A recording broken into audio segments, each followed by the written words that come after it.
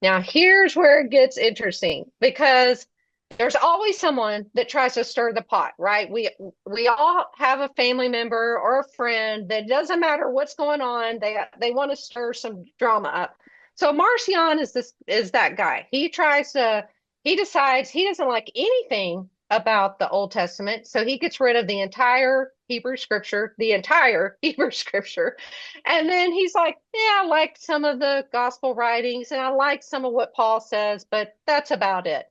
So what happens is that forces the church to say, the church at large, to say, wait a minute, we've got, a small pocket that's deciding for everybody what's going to be taught and what's not going to be taught and what's going to be used in our worship services.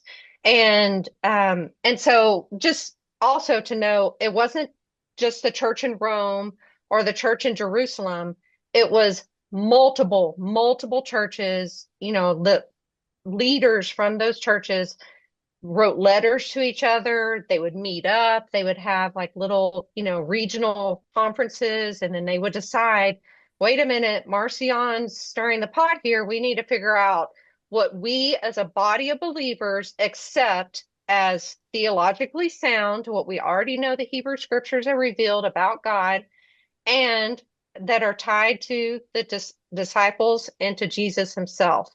So that spurred some controversy. So, and that's one of the good things about controversy is it does kind of narrow the field, right? Like if the field is, this wide, and then Marcion's like, well, I'm just taking out the whole Bible here. We're just gonna study this.